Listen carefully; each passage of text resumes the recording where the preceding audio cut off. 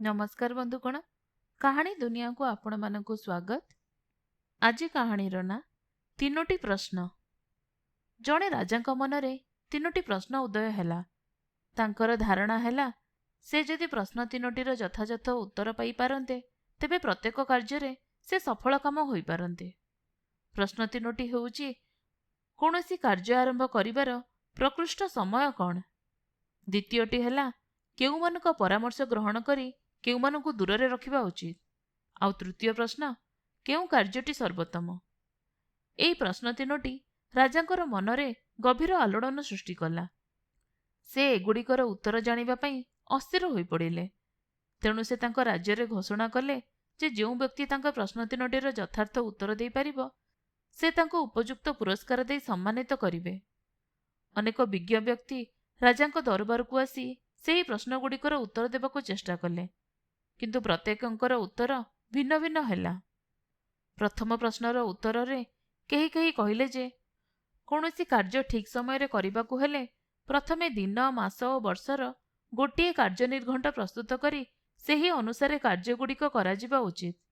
एहीपरि कले प्रत्येक कार्य निर्घंट समय रे करा जाई पारिबो। अन्य केतेक कहिले आगरू एपरि कार्य निर्घंट प्रस्तुत करिबा संभवपर नुहे। एणु आलस्य विलासरे कालातिपात न करी जेतेबेले जेउ कार्य अधिक गुरुत्वपूर्ण मने हेबो ताहा सेतिकी बेले करिबा उचित।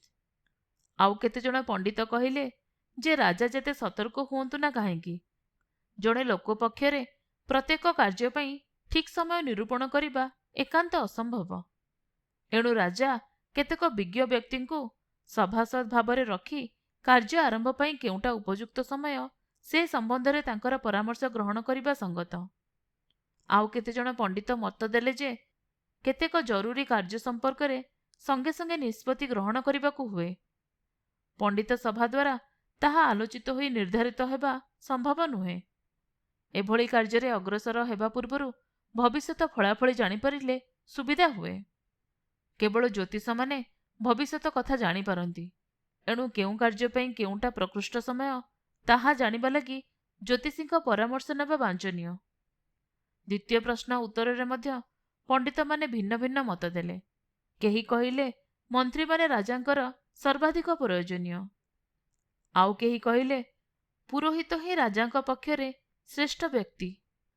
चिकित्सक माने श्रेष्ठ बोली अन्य केतक मत देले। केही केही पुणी कहिले राजांक पक्षरे सैनिक माने ही विशेष प्रयोजनीय।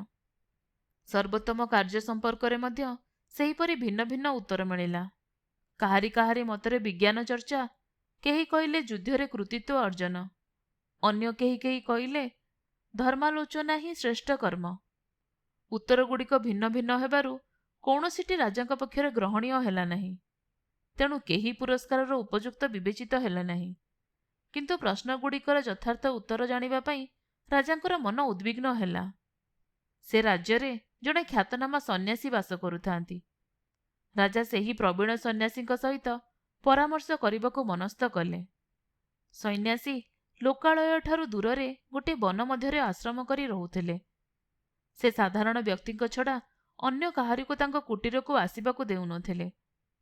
तेणु राजा अति साधारण पोशाक परिधान पूर्वक अश्वपृष्ठरे आरोहण करी आश्रम अभिमुखरे यात्रा कले। सन्यासी कुटीर ठारू किछि दूर अश्वरु अवतरण करी एकाकी पदवज्र रे अग्रसर हेले। से तांकर देहरक्षी को मध्य सांगरे नेले नहीं। देहरक्षी अश्व निकटरे राजांक प्रत्यागमन को अपेक्षा करी रहिला। राजा आश्रम रे प्रवेश कला बेलुकु सन्यासी तांको कुटीर सम्मुखरे खंडे क्षेत्र रे माटी खोलिबारे रत थिले। राजांकु देखि से कुशल प्रश्न कले। पूर्ववत माटी खोलिबारे लागिले। सन्यासी अति दुर्बल थिबारु थरकु थर कोड़ी रे किछि माटी खोली दीर्घ निश्वास पकाई थका मारी बसी पड़ुथिले।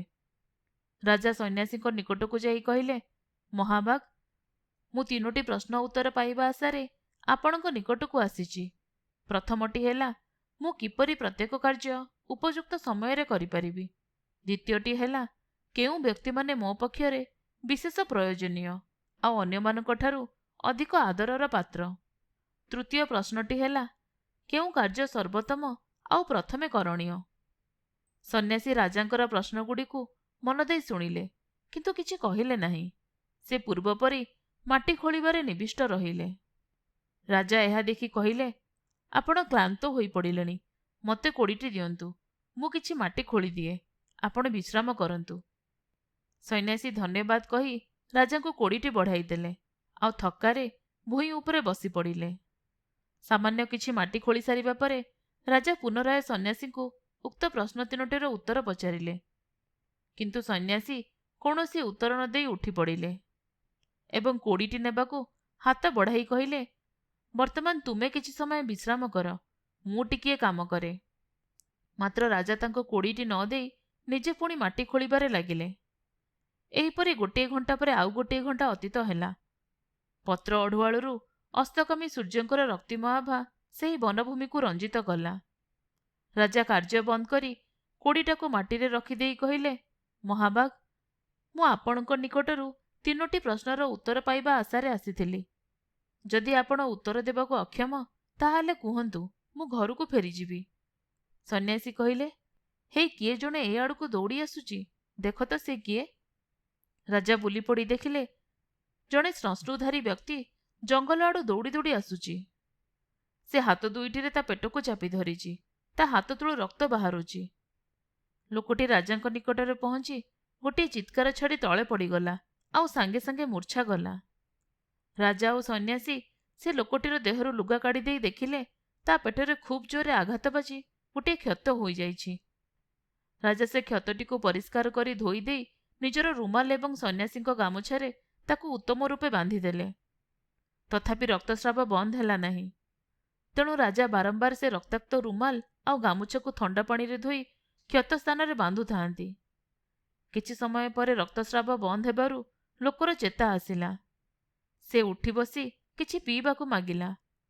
ରାଜା ନିର୍ମଳ ଜଳ ଆଣିଦେବାରୁ ସେ ତାହା ପିଇ ଟିକେ ସୁସ୍ଥ ବୋଧ କଲା। ଏହି ଅବସରରେ ସନ୍ଧ୍ୟା ହୋଇ ଆସିଲା ଏବଂ ଶୀତଳ ପବନ ବହିବାକୁ ଲାଗିଲା। ରାଜା ଓ ସନ୍ନ୍ୟାସୀ ସେ ଲୋକକୁ ଘର ଭିତରକୁ ଟେକି ନେଇ ଖଟ ଉପରେ ଶୁଆଇଦେଲେ। ସେ ଲୋକଟି ଚକ୍ଷୁମୁଦ୍ରିତ କରି ଶୋଇପଡ଼ିଲା। ରାଜା ବାଟ ଚାଲି ଆସିଥିବାରୁ ଏବଂ ଦିନସାରା ମାଟି ଖୋଳିଥିବାରୁ କ୍ଳାନ୍ତ ହୋଇପଡ଼ିଥିଲେ। ତେଣୁ ସେ କୁଟୀର ଦ୍ୱାର ନିକଟରେ ଗାଢ଼ ନିଦ୍ରାରେ ଶୋଇପଡ଼ିଲେ। ନିଦ୍ରାଭଙ୍ଗ ପରେ ସେ କେଉଁଠି ଅଛନ୍ତି ହଠାତ୍ ଜାଣିପାରିଲେ ନାହିଁ। ଏହି ସମୟରେ ସେ ଦେଖିଲେ, ସେହି ଶ୍ମଶ୍ରୁଧାରୀ ଲୋକଟି ତାଙ୍କ ଆଡ଼କୁ ଏକଦୃଷ୍ଟିରେ ଚାହିଁ ରହିଛି। ରାଜା ତା ଆଡ଼କୁ ମୁହଁ ଫେରାଇବାର ଦେଖି ଲୋକଟି କହିଲା, ମୋତେ କ୍ଷମା କରନ୍ତୁ। ରାଜା କହିଲେ, ମୁଁ ତ ତୁମକୁ ଜାଣେ ନାହିଁ, ତୁମେ କି ଦୋଷ କରିଛ ଯେ ମୁଁ ତୁମକୁ କ୍ଷମା କରିବି? ଲୋକଟି କହିଲା, ଆପଣ ସିନା ମୋତେ ଜାଣନ୍ତି ନାହିଁ, କିନ୍ତୁ ମୁଁ ଆପଣଙ୍କୁ ଉତ୍ତମ ରୂପେ ଜାଣେ। ମୁଁ ଆପଣଙ୍କର ଜଣେ ପରମ ଶତ୍ରୁ। ଆପଣ ମୋର ଭାଇଙ୍କୁ ମୃତ୍ୟୁଦଣ୍ଡ ଦେଇ ତାଙ୍କର ସମସ୍ତ ସମ୍ପତ୍ତି ବାଜ୍ୟାପ୍ତ କରିନେଇଥିଲେ। ତେଣୁ ମୁଁ ତାହାର ପ୍ରତିଶୋଧ ନେବାକୁ ସଂକଳ୍ପ କରିଥିଲି। ଆପଣ ଏକାକୀ ସନ୍ନ୍ୟାସୀଙ୍କ ନିକଟକୁ ଆସୁଥିବାର ସମ୍ବାଦ ପାଇ ଫେରିଲା ବେଳେ ଆପଣଙ୍କୁ ହତ୍ୟା କରିବା ଉଦ୍ଦେଶ୍ୟରେ ମୁଁ ବାଟରେ ଲୁଚି ରହିଥିଲି। କିନ୍ତୁ ସନ୍ଧ୍ୟା ହେବା ପର୍ଯ୍ୟନ୍ତ ଆପଣ ଫେରିଲେ ନାହିଁ। ଏଣୁ ମୁଁ ଆପଣଙ୍କ ସନ୍ଧାନ ନେବା ପାଇଁ ବାହାରକୁ ଆସିଲି। ଆପଣଙ୍କ ଦେହରକ୍ଷୀମାନେ ମୋତେ ଚିହ୍ନିପାରି ଆକ୍ରମଣ କଲେ। ମୁଁ ସେମାନଙ୍କ ଦ୍ୱାରା ଆହତ ହୋଇ ଦୌଡ଼ି ପଳାଇ ଆସିଲି। କିନ୍ତୁ ଆପଣ ଯଦି ଦୟାକରି ମୋର ଯତ୍ନ ନେଇ ନଥାନ୍ତେ, ତାହେଲେ ରକ୍ତସ୍ରାବରେ ମୋର ନିଶ୍ଚୟ ମୃତ୍ୟୁ ଘଟିଥାନ୍ତା। ମୁଁ ଆପଣଙ୍କ ପ୍ରାଣନାଶ କରିବାକୁ ଇଚ୍ଛା କରିଥିଲି, କିନ୍ତୁ ଆପଣ ମୋର ପ୍ରାଣ ରକ୍ଷା କଲେ। ଯଦି ମୁଁ ଏଥର ବଞ୍ଚିଯାଏ ଏବଂ ଆପଣ ଯଦି ଅନୁମତି ଦିଅନ୍ତି, ତାହେଲେ ମୁଁ ଯାବଜୀବନ ଆପଣଙ୍କର ବିଶ୍ୱସ୍ତ ସେବକ ହୋଇ ରହିବି, ଆଉ ମୋର ପୁତ୍ରମାନଙ୍କୁ ମଧ୍ୟ ଆପଣଙ୍କ ସେବାରେ ନିଯୁକ୍ତ କରିବି। ମୋତେ ଆପଣ କ୍ଷମା କରନ୍ତୁ। ରାଜା ଏତେ ସହଜରେ ଜଣେ ଶତ୍ରୁକୁ ମିତ୍ର ରୂପେ ପାଇବାରୁ ଅତି ଆନନ୍ଦିତ ହେଲେ। ସେ ଯେ କେବଳ ତାହାକୁ କ୍ଷମା କଲେ ତା ନୁହେଁ, ବରଂ ତାହାର ଚିକିତ୍ସା ପାଇଁ ତାଙ୍କ ନିଜର ଚିକିତ୍ସକକୁ ନିଯୁକ୍ତ କଲେ, ଆଉ ତାହାର ସମସ୍ତ ସମ୍ପତ୍ତି ଫେରାଇ ଦେବା ପାଇଁ ପ୍ରତିଶ୍ରୁତି ଦେଲେ। ଆହତ ବ୍ୟକ୍ତିଠାରୁ ବିଦାୟ ନେଇ ରାଜା ଅଗଣାକୁ ଯାଇ ସନ୍ନ୍ୟାସୀଙ୍କର ସନ୍ଧାନ ନେଲେ। ରାଜଧାନୀକୁ ଫେରିବା ପୂର୍ବରୁ ତାଙ୍କୁ ଆଜି ଥରେ ପ୍ରଶ୍ନଗୁଡ଼ିକର ଉତ୍ତର ପଚାରିବା ତାଙ୍କର ଅଭିପ୍ରାୟ ଥିଲା। ସନ୍ନ୍ୟାସୀ ପୂର୍ବଦିନ ଖୋଳିଥିବା କ୍ଷେତ୍ରଗୁଡ଼ିକରେ ଆଣ୍ଠୁ ମାଡ଼ି ବସି ମଞ୍ଜି ପୋତୁଥିଲେ। ରାଜା ତାଙ୍କ ନିକଟକୁ ଯାଇ କହିଲେ, ମହାଭାଗ, ଶେଷଥର ପାଇଁ ମୁଁ ମୋର ପ୍ରଶ୍ନଗୁଡ଼ିକର ଉତ୍ତର ଭିକ୍ଷା କରିବାକୁ ଆସିଛି। ସନ୍ନ୍ୟାସୀ ପୂର୍ବପରି ବସି ରହି ରାଜାଙ୍କ ଆଡ଼କୁ ଚାହିଁ ଗମ୍ଭୀର ଭାବରେ କହିଲେ, ତୁମେ ତ ଉତ୍ତର ପାଇସାରିଛ, ରାଜା ଆଶ୍ଚର୍ଯ୍ୟ ହୋଇ କହିଲେ, ପାଇସାରିଛି? ଆପଣଙ୍କର କଥାର ମର୍ମ ଆଦୌ ବୁଝିପାରୁନାହିଁ। ସନ୍ନ୍ୟାସୀ କହିଲେ, ତେବେ ବୁଝାଇ ଦେଉଛି, ଶୁଣ। ଯଦି ତୁମେ କାଲି ମୋ ପ୍ରତି ଦୟା ପ୍ରଦର୍ଶନ କରି ମୋ କାର୍ଯ୍ୟରେ ସାହାଯ୍ୟ କରିନଥାନ୍ତ, ତାହେଲେ ସନ୍ଧ୍ୟା ପୂର୍ବରୁ ନଗରକୁ ଫେରି ଯାଇଥାନ୍ତ। ଏପରି ସ୍ଥଳେ ସେ ଲୋକଟି ନିଶ୍ଚୟ ତୁମକୁ ବାଟରେ ଆକ୍ରମଣ କରିଥାନ୍ତା ଏବଂ ତୁମେ ମୋ ନିକଟରେ ଅଧିକ ସମୟ ନ ରହିବା ଯୋଗୁଁ ଅନୁତାପ କରିଥାନ୍ତ। ତେଣୁ କାଲି ଯେଉଁ ସମୟତକ ତୁମେ ମୋ ପାଖରେ ଥିଲ, ତାହା ତୁମ ପକ୍ଷରେ ସର୍ବଶ୍ରେଷ୍ଠ ସମୟ ଥିଲା। ମୁଁ ଥିଲି ତୁମ ପକ୍ଷରେ ସର୍ବଶ୍ରେଷ୍ଠ ବ୍ୟକ୍ତି, ଆଉ ମୋତେ ସାହାଯ୍ୟ କରିବା ଥିଲା ତୁମର ସର୍ବଶ୍ରେଷ୍ଠ କାର୍ଯ୍ୟ। ପରେ ଯେତେବେଳେ ଲୋକ ଆମ ପାଖକୁ ଦୌଡ଼ି ଆସିଲା, ସେତେବେଳେ ଯେଉଁ ସମୟ ଟିକକ ତୁମେ ତାହାର ସେବା ଶୁଶ୍ରୂଷାରେ କଟାଇଲ, ତାହା ହିଁ ଥିଲା ସର୍ବଶ୍ରେଷ୍ଠ ସମୟ। କାରଣ ସେତେବେଳେ ସେ ଲୋକର ସେବା କରିନଥିଲେ ଆଉ ତାହାର ଆହତ ସ୍ଥାନରେ ପଟି ବାନ୍ଧି ନଥିଲେ, ଅତ୍ୟଧିକ ରକ୍ତସ୍ରାବ ଫଳରେ ସେ ମୃତ୍ୟୁମୁଖରେ ପଡ଼ିଥାନ୍ତା।